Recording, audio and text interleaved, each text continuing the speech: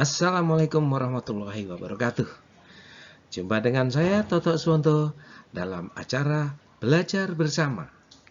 Guys, kali ini kita akan belajar tentang statistika. Ya, kita berkenalan dengan statistika. Apa itu statistik? Banyak buku menyatakan bahwa statistik adalah ilmu tentang data. Atau menurut Random House College of Dictionary, statistik adalah ilmu yang berhubungan dengan pengumpulan, pengklasifikasian, analisis, dan interpretasi fakta numerik atau data. Biasanya kalau dalam statistik kita akan menemukan gambar-gambar seperti ini guys ya. Ada diagram batang, ada distribusi normal dan sebagainya ya. Bagaimana statistik dalam sehari-hari ya? Biasanya kita dalam sehari-hari sudah menggunakan statistik, cuma sering kita tidak merasakan ya. Nah, kalau kita bicara statistik dalam kehidupan sehari-hari, maka kita akan bicara tentang populasi. Di dalam populasi, kita akan bicara tentang mean, tentang median, dan tentang modus, dan sebagainya. Ya. Masing-masing, apa itu mean? Mean adalah rata-rata individu. Sedangkan median adalah nilai tengah data. Kemudian modus adalah nilai yang paling sering muncul. Oke, yang sering kita bicarakan tersebut adalah merupakan karakter suatu populasi. Sebagai contoh, misalnya kita akan membicarakan populasi siswa ya, berkaitan dengan berat badan. Ya, biasanya kita punya tabel ya. Di sini ada judul tabelnya adalah data berat badan anak TK, SMP, dan mahasiswa. Oh sorry, bukan anak TK ini, mestinya anak SD ya, anak SD. Ya. Oke, nah biasanya tabel seperti ini, ada bagian kepala tabelnya, kemudian nomornya. Ini data tentang anak SD, ya, berat badannya dalam kilogram. Kemudian data anak SMP, dan ini data mahasiswa. Nah, dari data-data tersebut kita bisa hitung ya, berapa minnya atau nilai rata-ratanya. Misalnya dari data ini diperoleh rata-rata berat badan anak SD adalah 18,3 kg, rata-rata berat badan SMP 46,7 kg, sedangkan mahasiswa 64,9 kg. Demikian juga kita bisa menghitung berapa medianya untuk anak SD maupun untuk anak SMP dan mahasiswa. Kita juga bisa menghitung berapa modusnya. Ya, modus itu nilai yang sering muncul ya, untuk berat badan anak SD, anak SMP maupun mahasiswa. Ini penyebutan kita dalam sehari-hari ya. Kita banyak mengaplikasikan mean, median, modus. Atau kita bicara rata-rata sekian. Atau nilai tengahnya sekian. Atau paling banyak sekian. Oke, itu yang biasa kita bahas. Nah, membahas statistik, biasanya statistik ini dikelompokkan menjadi dua, yaitu statistik deskriptif dan statistik inferensial. Apa itu statistik deskriptif? Adalah cabang statistik yang membahas tentang pengumpulan data, pengelompokan data, pengolahan data, dan penampilan data. Sedangkan statistik inferensial adalah cabang statistik yang membahas tentang penggunaan kumpulan data untuk membuat inferensi atau kesimpulan tentang populasi. Kita bicara tentang data. Jenis data itu dikelompokkan menjadi dua, yaitu data kuantitatif dan data kualitatif. Ya, ada dua ya, data kuantitatif dan data kualitatif. Apa itu data kuantitatif? Adalah data yang menggambarkan kuantitas atau jumlah dari sesuatu. Jadi tentu saja data ini pasti dihitung atau bisa dicacah. Sedangkan data kualitatif adalah data yang tidak memiliki interpretasi secara kuantitatif, jadi tidak dihitung. Tetapi data ini hanya dapat diklasifikasikan ke dalam suatu kategori atau kelompok. Ya. Jadi nanti tidak muncul angka-angka, tetapi hanya muncul kelompok atau kategori. Oke, data kuantitatif juga dibagi menjadi dua, yaitu ada data diskrit dan data kontinum. Ya, data diskrit adalah diperoleh dari hasil menghitung atau membilang. Ya. Misalnya jumlah mobil 5, berat badan 10 kg. Ya. Kemudian data kontinum. Data kontinum diperoleh dari mengukur. Ya. Nah, tadi ya. Ada data ordinal, ya. Mengukur juara 1, juara 2, juara 3. Kemudian ada data interval, ya. Dari 1 sampai 3, 4 sampai 5. Kemudian ada data rasio 50%, 20 meter, 5 kg. Ya, tadi, maaf. Jadi tadi yang berat badan tadi masuk di data kontinum. Ya, karena itu hasil mengukur. Kalau data diskrit hasil menghitung. Beda ya, menghitung dan mengukur. Kalau menghitung itu mencacah ya. Kalau mengukur itu membandingkan dengan suatu besaran. Oke, berikutnya adalah data kualitatif. Ya, adalah data yang hanya dapat diklasifikasikan ke dalam kategori. Data ini dinyatakan dalam bentuk kalimat atau gambar. Ya, misalnya, nih, kelompok kaya atau miskin, kelompok baik, baik sekali atau jelek, kelompok murah atau mahal, kelompok berat, ringan.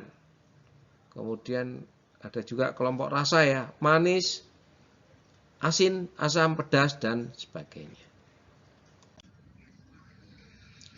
Nah, ketika kita bicara tentang populasi, maka kita juga akan bicara tentang sampel. Ya. Apa itu populasi? Apa itu sampel? Kita sering mendengar ya. Apa? Populasi adalah kumpulan data yang menjadi target pembahasan. Sedangkan sampel adalah bagian dari data yang dipilih dari suatu populasi. Jadi kalau keseluruhan data itu populasi, sedang sebagiannya adalah sampel. Misalnya kita punya data, banyak data seperti ini ya. Ini data yang akan kita bahas, maka data ini kita kelompokkan ke dalam suatu kelompok ya, yang disebut dengan populasi. Nah, kalau populasi ini sangat besar, biasanya kita tidak memungkinkan untuk membahas kesemuanya. Maka kita hanya bisa mengambil sebagian saja. Misalnya kita ambil sebagian data ini. Atau kita ambil di sini. Ini ada kumpulan data ya, bagian dari populasi. Nah, ini yang disebut dengan sampel. Oke, sekarang kita mulai dengan cara menampilkan data ya. Nah, tampilan data itu dikelompokkan ke dalam dua kelompok. Yang pertama adalah tampilan numerik ya, dalam bentuk tabel. Yang kedua adalah tampilan grafik atau diagram. Nah, tampilan numerik ya, ini ada tabel kategori misalnya. Setiap pengamatan masuk dalam suatu kategori saja. Kemudian pada tabel ditambahkan deskripsi numerik seperti frekuensi relatif tentang suatu pengamatan.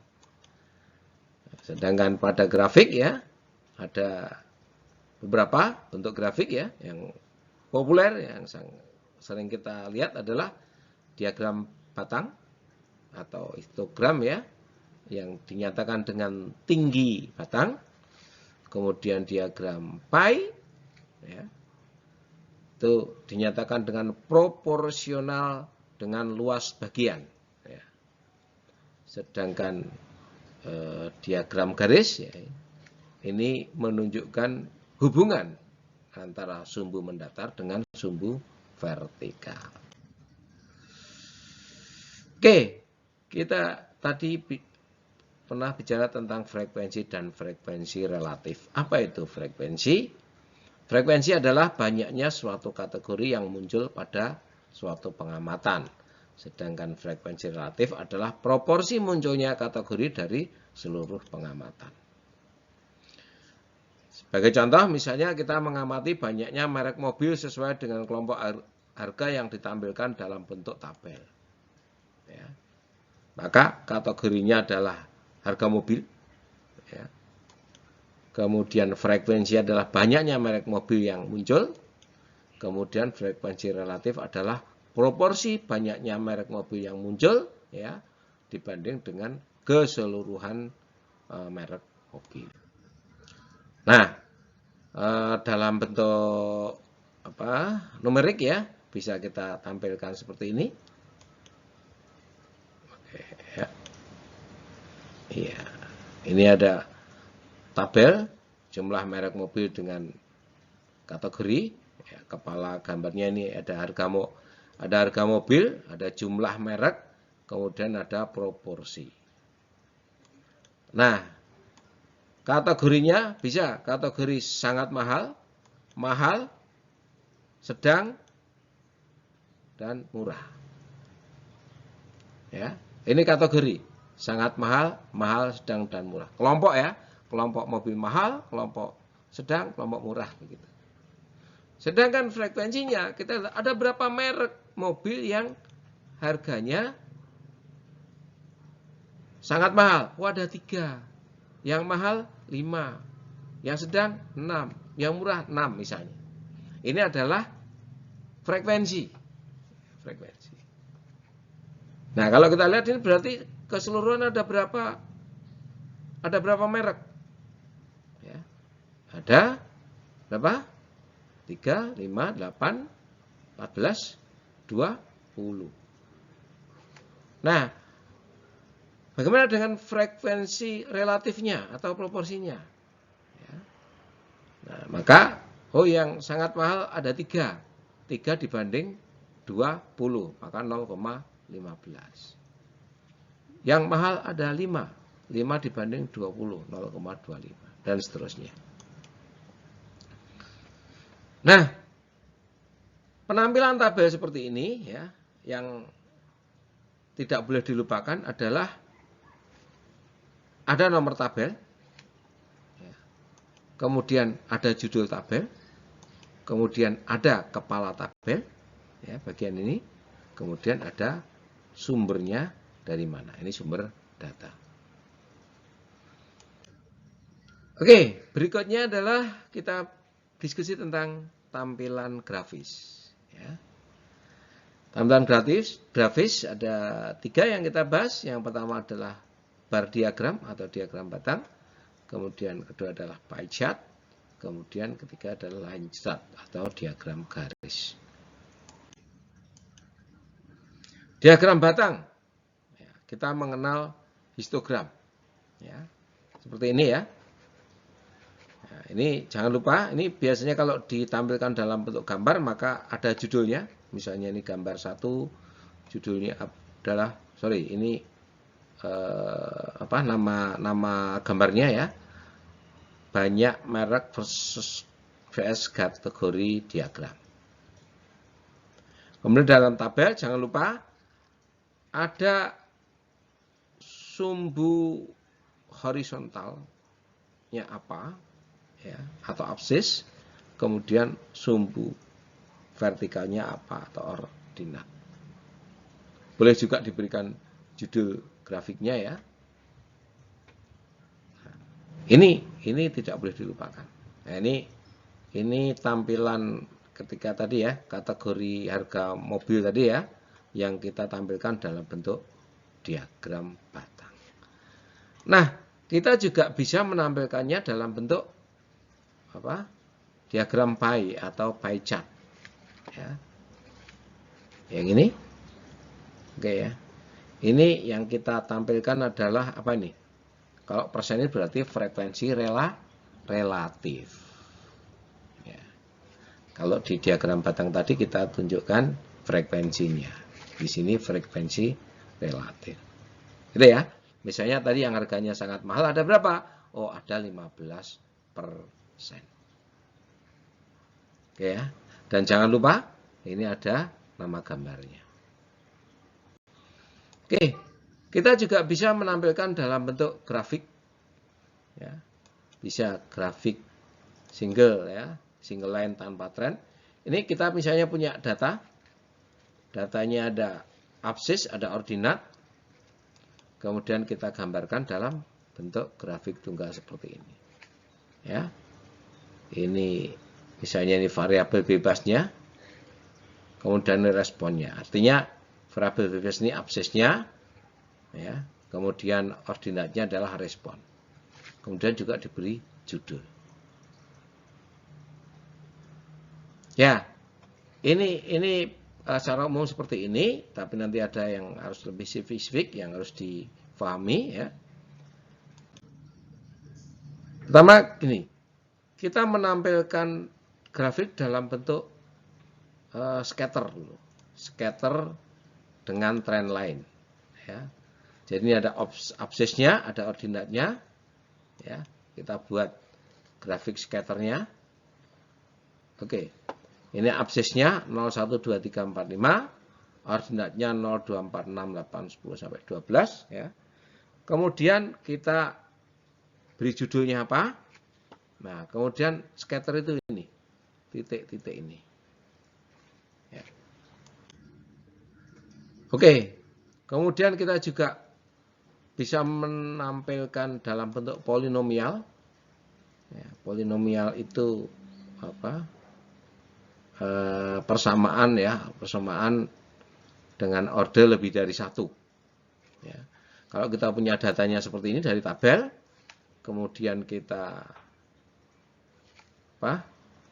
gambarkan dalam bentuk grafik, ya, dibuat scatter dulu. 1, 2, 3, 4, 5. Kemudian scatter ini kita hubungkan oleh dihubungkan dengan sebuah garis. Garisnya tidak harus garis lurus ya. Garisnya nanti menyesuaikan dengan kecenderungan scatternya ini membentuk apa. Ya, dalam ini ditampilkan trend line-nya atau garis ini kecenderungannya ya, mengikuti persamaan Y sama dengan sekian X kuadrat plus sekian X ya, minus 1,2. Ini yang disebut dengan trend line. Trend line juga bisa bentuk logaritmik. Ya, kalau tadi trend line-nya adalah polinomial, maka ini adalah yang logaritmik seperti ini. Ya. Kita lihat scatternya, kemudian kita buat persamaannya. Nah, trend lainnya bagaimana cara kita memperoleh trend lainnya? Nah, untuk trend lain yang seperti ini, yang paling mudah sekarang menggunakan beberapa aplikasi. Ya. Anda bisa menggunakan Excel ya. Di Excel itu yang paling populer ya, paling mudah. Anda bisa langsung melihat, kemudian Anda lihat tren lainnya apa. Apakah linear, apakah polinomial, apakah logaritmik, atau eksponensial. Yang menentukannya Anda nanti ya, kita yang menentukan. Kita lihat dulu tren titik-titiknya seperti apa, baru kita pilih. Langsung muncul gambarnya di grafik.